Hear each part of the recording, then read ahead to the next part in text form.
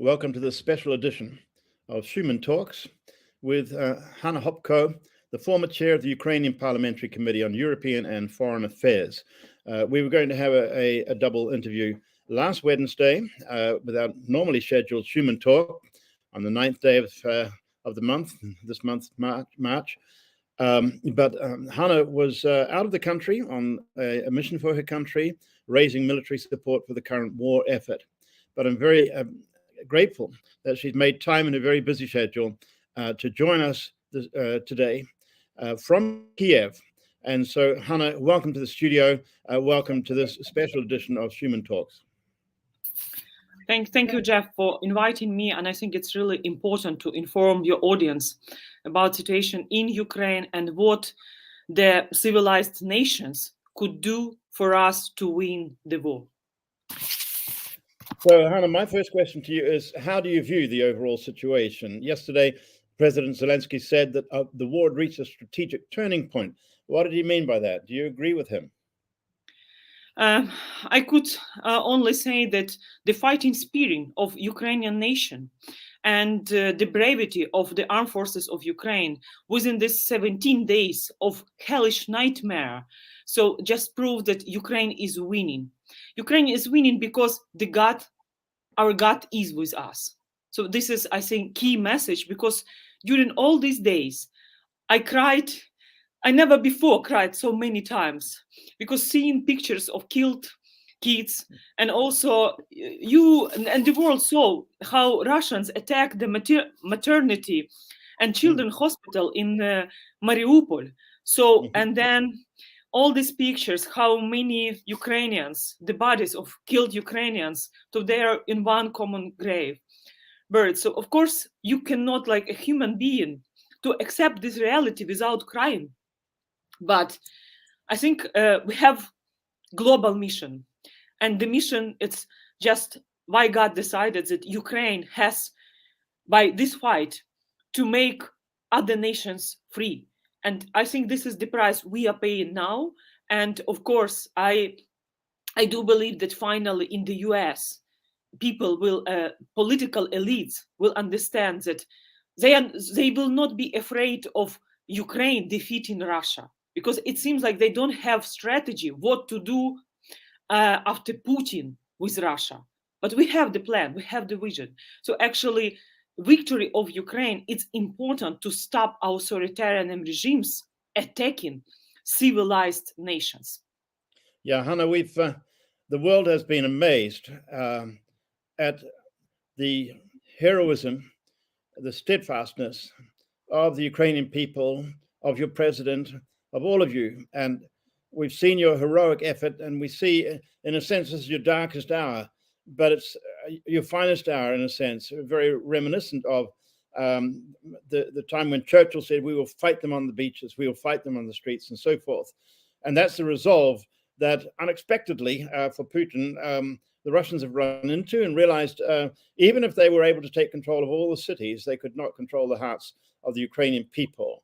And the world has been proud of you. And there's a devil's dilemma that I think is being felt here. How to intervene, how to stop this unprovoked aggression without catalyzing a third world war. And that seems to be the dilemma that you're having to face as you deal with other delegations coming from other countries. How's the situation for you personally there in Kiev? So my question to the whole civilized nations and collective West, does morality end at the NATO border? Yeah. So that's what we're going to be confronted with. Indeed, you know, how many war crimes need to be committed before other nations step in? So the use of weapons of mass destruction against civilians is a crime against humanity and a violation of 4 Geneva Convention of 1949. So actually, by killing civilians, the aggressors' forces continue to commit crimes against humanity as defined by the Statute of the International Military Tribunal and the Rome Statute of the International Criminal Court. So cynically, disregarding all the requirements of the Geneva Conventions relative to the protection of civilian persons of time in the war. Look at Mariupol. In Mariupol, 400,000 people now are drinking water from which they boil from snow. So because no gas, no electricity, and women which gave birth just 2 days ago, she has nothing to feed her baby. Mm-hmm. Isn't like a beginning of genocide? Mm-hmm. Yeah. So this is my question to many, all international organizations. Remember the League of Nations, which collapsed, and then we established the UN. But at that time of Holodomor genocide organized by Stalin, actually the League of Nations never condemned Stalin. Mm-hmm. And now UN, it's great to have a UN General Assembly resolution demanding from Russia to withdraw their military troops from Ukraine immediately, unconditionally. But what is next? We need to see this coalition of willings, which will help us to stop Putin, because it's about nuclear terror, it's about genocide. Because when Lavrov, the Minister of Foreign Affairs of Russia, is saying that they attacked the maternity and children hospitals, they did it by purpose. They knew that there are pregnant women there, so they are criminals. So actually, an international tribunal should be also not just for Putin, but also for Lavrov, for Shoigu, for all the State Duma. Sanctions are not enough for them. So this is why we have to stop and punish Putin, that another dictators knew that international rule-based world. But Hanna, the International Tribune too, is not that also toothless? Because so long as Russia is a member of the Security Council, it can never actually enact anything.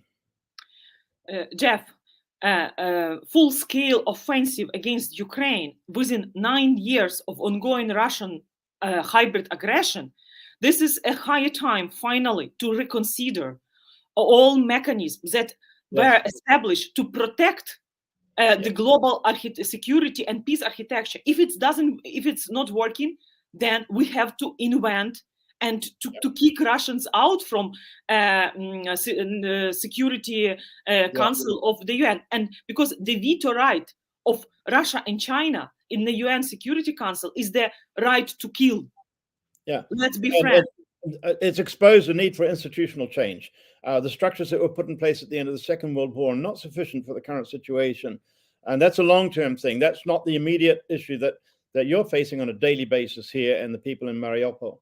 And how about you there in Kiev? What is your what's your family situation? What's your own personal security situation?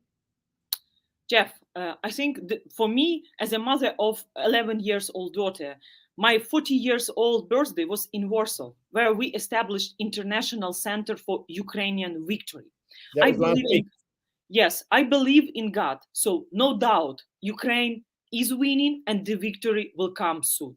So this is why, for me, it's crucially important now to generate international military assistance to our army, to our territorial defense, which is a volunteer branch of armed forces, to stop all these atrocities, to this nuclear threats, which is coming because they are occupying nuclear power plants, all these rocket attacks on residential buildings. So I'm here just to stop and to avoid new deaths. So this is like my mission. So my daughter is in safe position, but our responsibility is to protect those children and who lost parents. And now we are also working in Ukraine. And one of the discussion I had with my parents, so when the war is over and victory comes, we will take 1 or 2 kids which lost parents and just to foster them. So this is also our responsibility. What after victory? So we have to establish not just Marshall Plan for Ukraine, which is important, to recovery plan for economy, rebuild destroyed infrastructure, but we also have to establish a special fund to support all the families which lost, like Ukrainian defenders. Yes. Well, congratulations on your 40th birthday, but I know you didn't want to celebrate it under these circumstances. And I know that you've had a long-term view as well. You've been writing elsewhere, and I've got some quotes here. The future of the continent actually is located in Ukraine. The fate of Europe will depend on the solution to the Ukrainian problem. That was a quote made in the British House of Commons in the 1930s. And the transformation of Ukraine into an institutional state is a marathon and not a sprint. A successful democratic Ukraine means stronger and resilient Europe.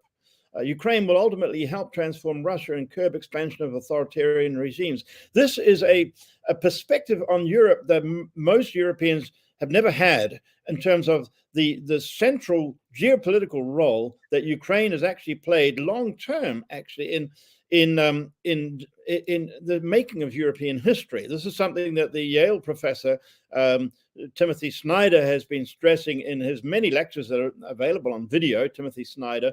And it's actually opened my eyes to see so much more how Ukraine really are the gates of Europe, which is the title of one of your a book by one of your historians. Can you comment on that? This perspective of Ukraine. Actually, what should I add? That victory of Ukraine will have geopolitical implications, not just at the European continent. It's important for Indo-Pacific region, because we know Chinese expansionist plans. So, and also North Korea and others.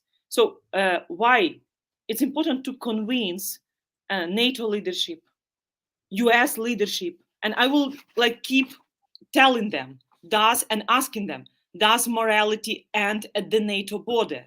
So if you now are just observing how Ukrainians are being killed, then tomorrow it's look, we'll return it back to you, because it's like in Bible. If something bad happens and you keep silent, you'll become like a supporter of these issues. So this is why I'm urging, look, we will help the West to develop a strategy towards post-Putin Russia, because I used to work with many indigenous people from Russian Federation, and still working from Idel-Ural, Povolzhia region, which is 6 republics, Bashkortostan, Tatarstan, Mordovia. So all of them, they have their governments in exile because Putin conducted repressions against them. So we have the vision what to do with post-Putin Russia.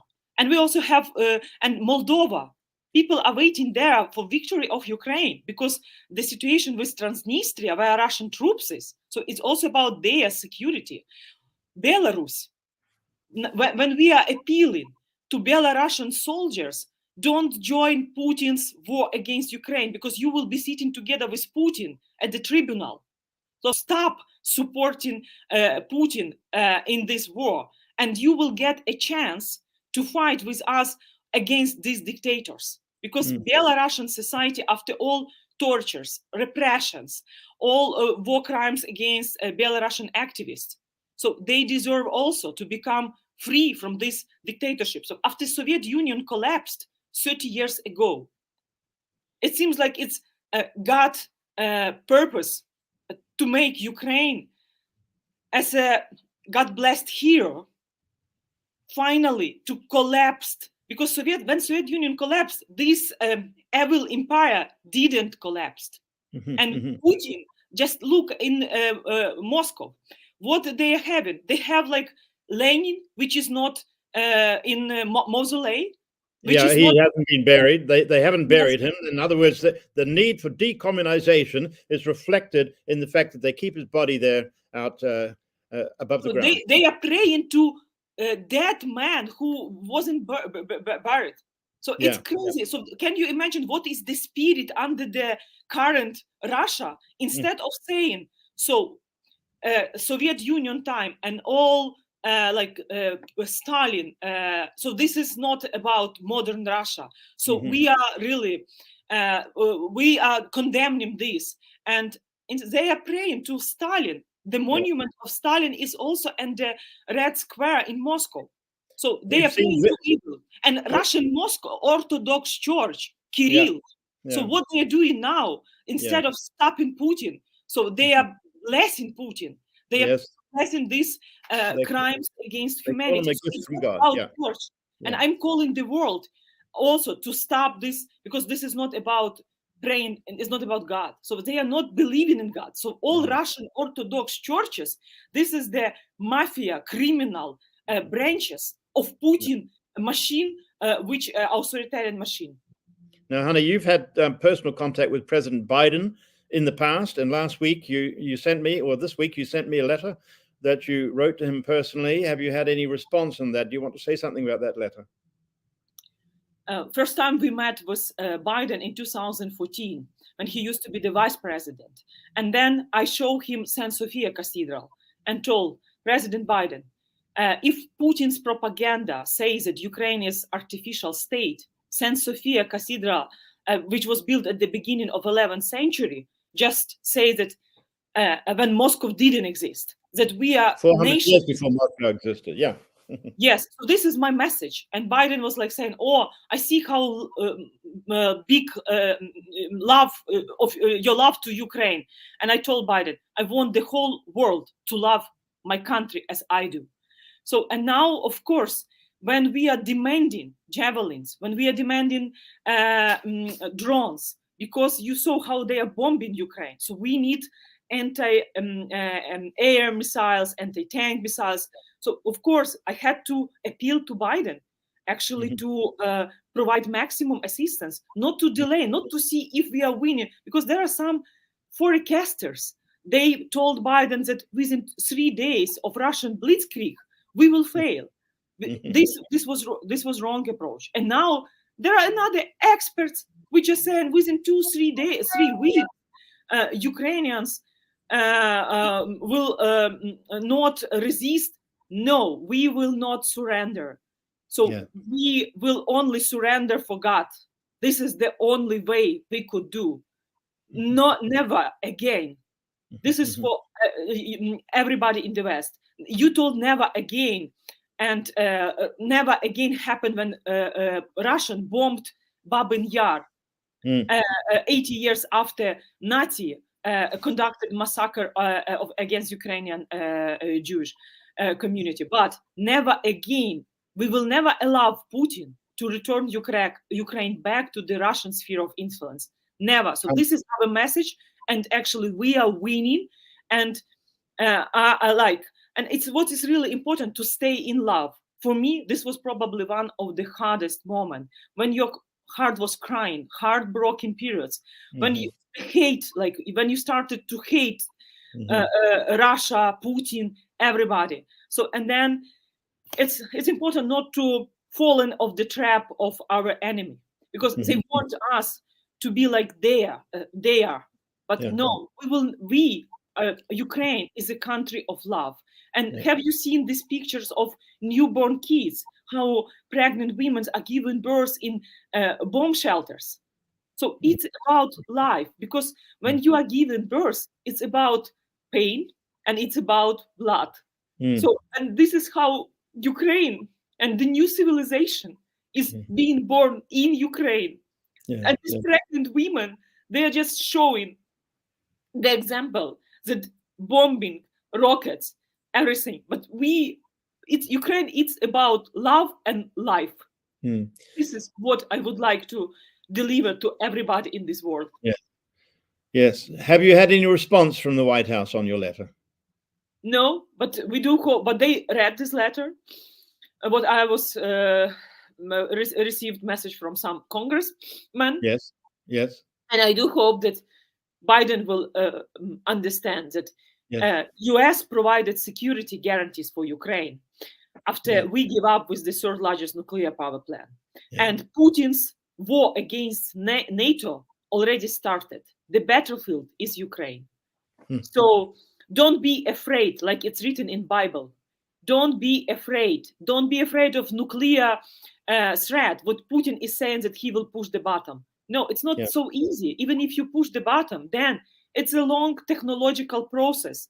And I'm sure that Putin generals, they have their families. They also Putin oligarchs. They want to replace Putin because they have stolen billions from Russians, and now they cannot enjoy it. So this is why we demand from Western communities, especially from Germany, stop helping Russian oligarchs by passing sanctions like Deutsche Bank and others. It's not just unfair. You will become the same, for in our opinion, like these criminals when you are helping Russian oligarchs to launder their money through different mechanisms instead of like stopping to do this.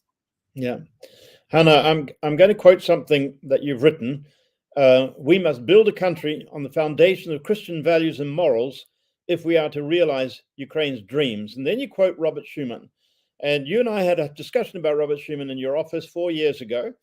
And you wanted to know this story that involved how did the new start for Europe begin? And it began with forgiveness and reconciliation, which is something you've really picked up on. And you quote him saying that he believed that the continent's future depended on the revival of Christian values.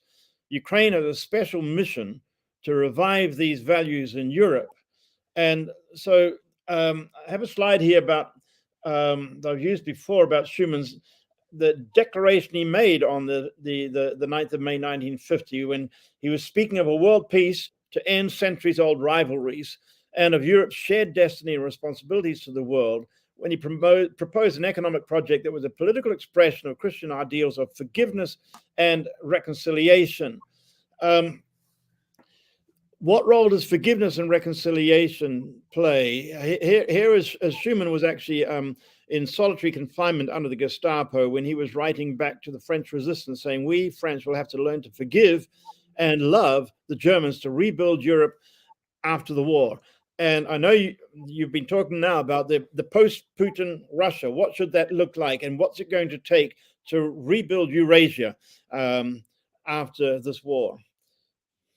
So I think it's really important after post-victory Ukraine also to work with Ukrainian society, because Christian values, for them it's important, but in practice, because many of them lost beloved one, and I hope the role of churches will help our society really to go through this. How to say, healing the wounded hearts. And it will be not easy. I want to be honest with you. So because if I read the Bible and I'm like talking to God by praying, because I really want to see the God's plan towards Ukraine. And sometimes when you are full of emotions and you are crying, it's not easy to understand why we are going through such painful, such hellish nightmare. So, of course, the hard work with Ukrainian society must be in place. And then also we will need to help people after post-Putin Russia also, like Germany and France. This is a very important period. But I think without Christian values to build strong Ukraine, not just economically strong, because the foundation of Christian values, this is a house built on the rocks, not on the like in the sea, on this house sand. Yeah. So this is really important. And when I dreaming, because before I told many times that I would love to visit different republics of Russian Federation.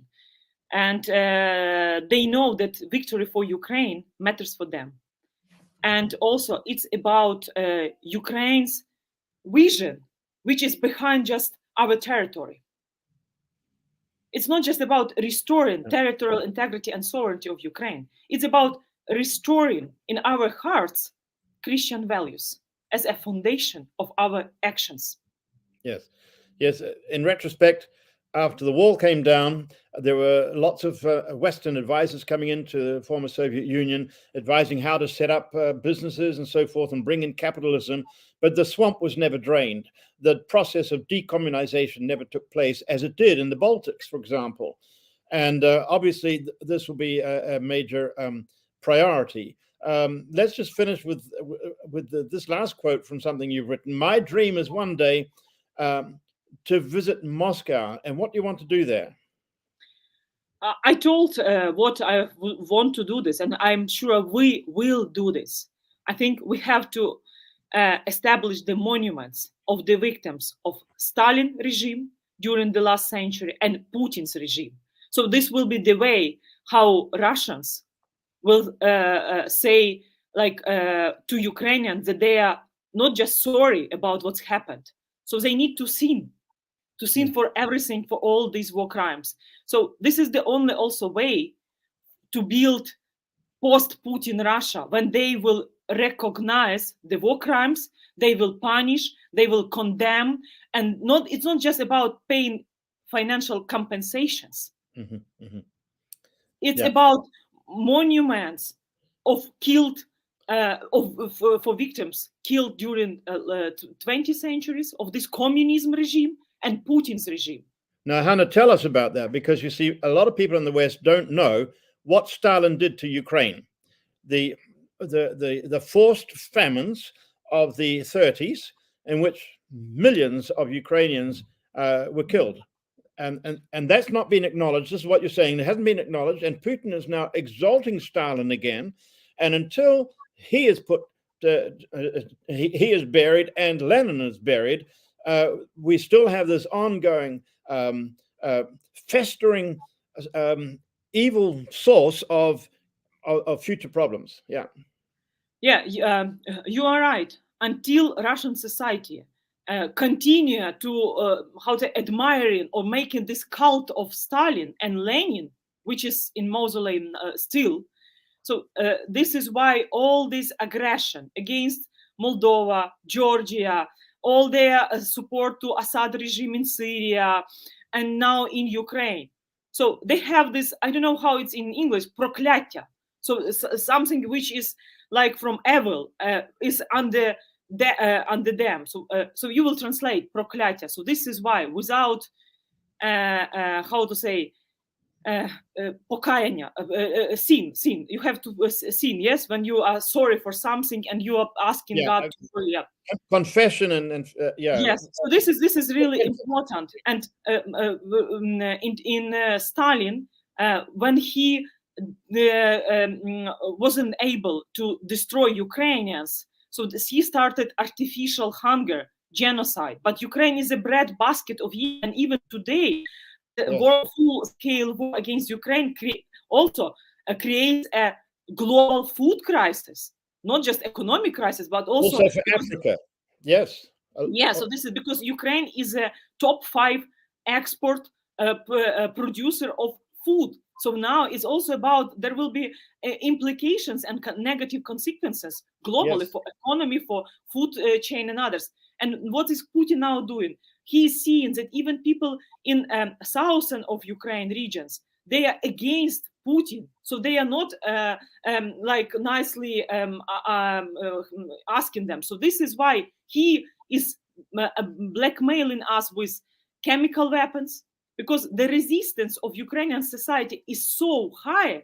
So there is no option for him like to destroy us with chemical weapons. So like Stalin did, just through genocide, when 8 million of Ukrainians, when Ukraine was a breadbasket of Europe, were just killed.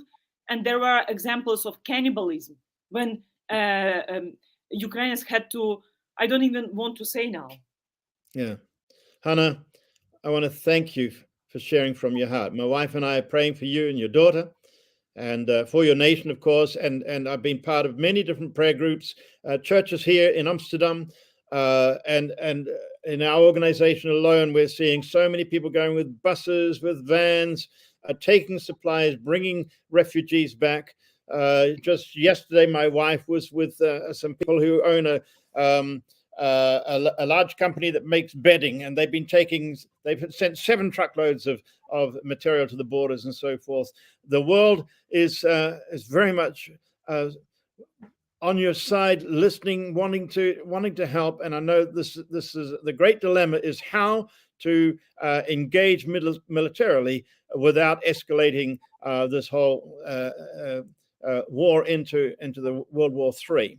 And so prayer is of greatest essence right now. And thank you, Hanna, for sharing from your heart. We can hear the pain that you're experiencing right now, and we're praying that one day you'll be able to see the fruit, on a positive sense, of all the agony, all the suffering that you're going through right now. Thank you for joining us today. Thank you, Jeff.